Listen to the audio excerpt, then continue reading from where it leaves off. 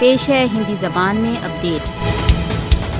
भारत द्वारा अवैध रूप से अधिकृत जम्मू कश्मीर में फासिस्टवादी भारतीय जनता पार्टी सरकार अपनी हिंदुत्वकारी सूची को आगे बढ़ाने के लिए सभी सीमाएं लांघ गई है। मोदी भारत द्वारा अधिकृत कश्मीर में मस्जिदों, इमाम बारगाहों, दरगाहों तथा अन्य पवित्र स्थलों की पवित्रता को नीचा दिखाने के लिए कृत संकल्प है। भारतीय सेना ने हाल ही में बारामूला जिले के सोनिम तथा करमुक ग्रामों में निवासियों को मस्जिदों व इमाम बारगाहों में राष्ट्रीय गान गाने के आदेश दिए हैं। भारतीय सशस्त्र बल भारत द्वारा अवैध रूप से अधिकृत जम्मू कश्मीर में कुरान, मस्जिदों तथा धार्मिक केंद्रों का अपमान कर रही है। भारत द्वारा अवैध रूप से अधिकृत जम्मू कश्मीर में निरंतर मुसलमानों की भावनाओं तथा उनके धार्मिक विचारों को चोट पहुंचा रहा है।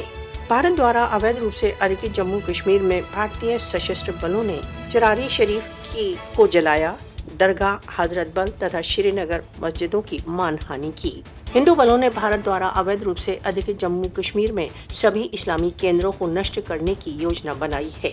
मोदी ब्रिगेड ने इस्लाम पूर्ववर्ती युग को वापस लाने तथा भारत द्वारा अवैध रूप से अधिकृत जम्मू कश्मीर में हिंदू संस्कृति थोपने की घोषणा की है। हिंदुत्व नेताओं ने खुल्लम खुल्ला कहा है कि भारत द्वारा अवैध रूप से अधिकृत जम्मू कश्मीर में 50,000 मंदिर बनवाए जाएंगे।